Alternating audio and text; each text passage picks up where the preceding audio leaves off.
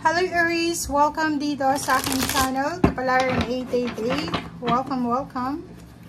Alamin natin kung anong messages, vibration, gabay, energy para sa lahat ng Aries friends natin na nanonood. So, general reading guys, so pwede kang makaresonate, gamitin mo yung intuition. And kung bago ka sa channel ko, please like, share, and subscribe para kayo ang unang makapanood sa ating mga videos. Emperor, Ten of Raphael. Oops, sorry. Aries. Ano pa to? Six of Gabriel.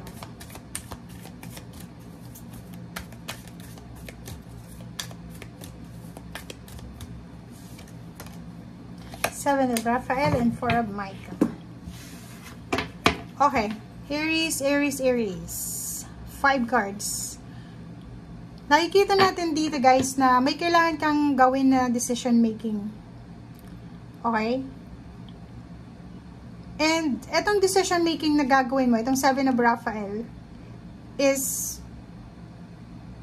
kailangan mo tong gawin ng clear yung mind mo. 'Di ba? Aries, hindi ka dapat yung magdedesisyon ng balisaka eh. 'Di ba? Kulang yung information mo, magdedesisyon ka, pwedeng magkamali ka. So, dito sinasabi ng barahan na quiet meditation, quiet your mind muna. Okay? If, for example, may kailangan kang pagdesisyonan sa buwan ng Marso, kailangan mong matulog ng tama. Okay? Kailangan munang mag-time out sa ingay ng mundo. Kung maaari, spend time alone para makapag-isip ka. And take care of your body, mental health. Matulog ka kasi yun yung pinaka-importante. Pag yung tao hindi natutulog, it's either sakit or emotional na sakit or psychological na sakit ang makukuha mo yan or physical.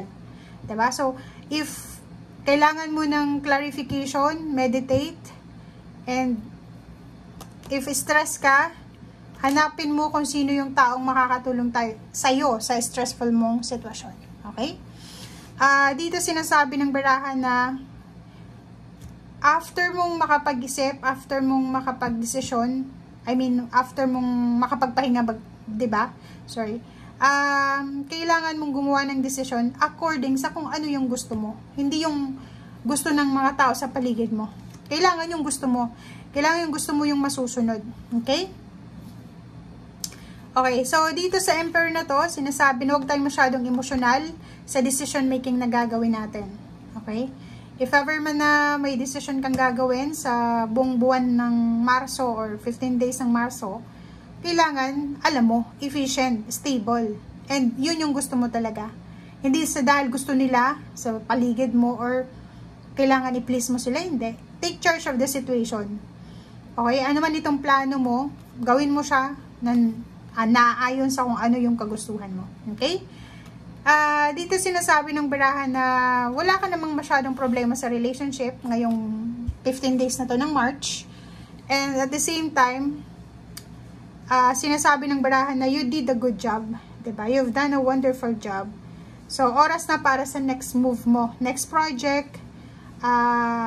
If looking for promotion ka na, salary increase, awards, rewards, scholarship, or kano pa man, victory and success na to eh.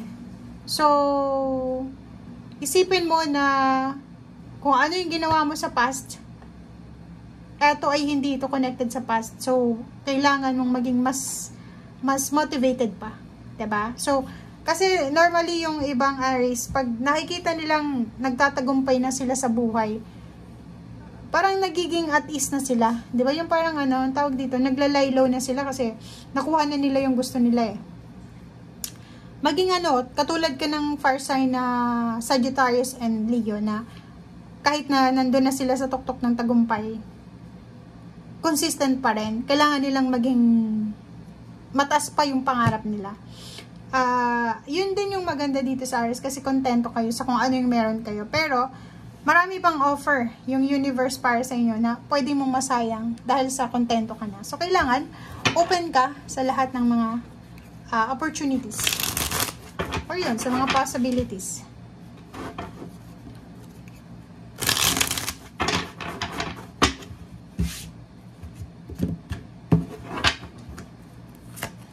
Oh, Hangman,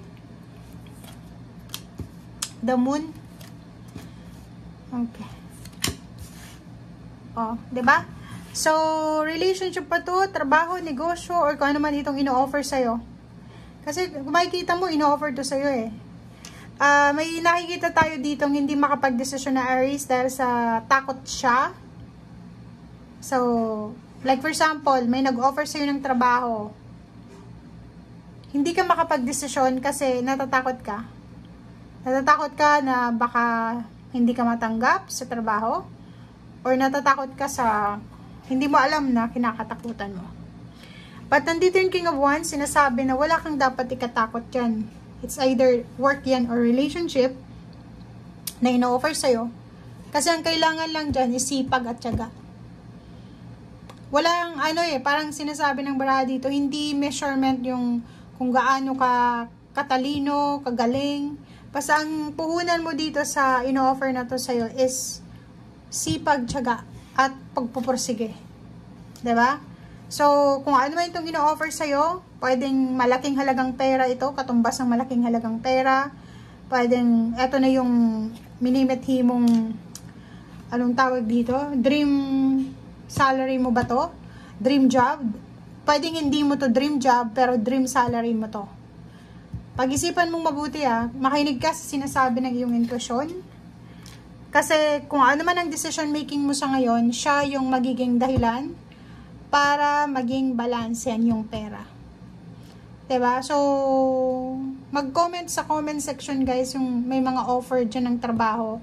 Pero ayaw nyo yung trabaho eh. Kahit ang laki ng sweldo, kahit malaki yung benefits, ayaw nyo kasi hindi nyo gusto yung field or pwedeng yung pinagtatrabahuan or yung style or hindi nyo gusto. Parang ganun.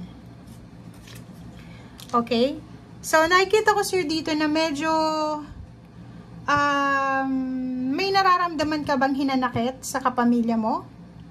Or pwedeng naghihintay ka, it's either in a relationship ka or may asawa, may anak, naghihintay ka sa tawag message or information galing sa iyong asawa or sa iyong karelasyon, pero wala kang natatanggap. So, medyo disappointed ka pagdating ng March 1 hanggang 15. Ang nakikita ko sir dito, may iba din sa inyo Aries na naghihintay. Pagod na kayo sa paghihintay. Paghihintay sa trabaho na gustong-gusto nyo. Paghihintay sa financial freedom, emotional freedom, or paghihintay dito sa perang ito. May binenta ka ba? Or kung ano man itong hinihintay mong pera. Basta nakikita natin ditong pagod ka na. Okay? Kasi, etong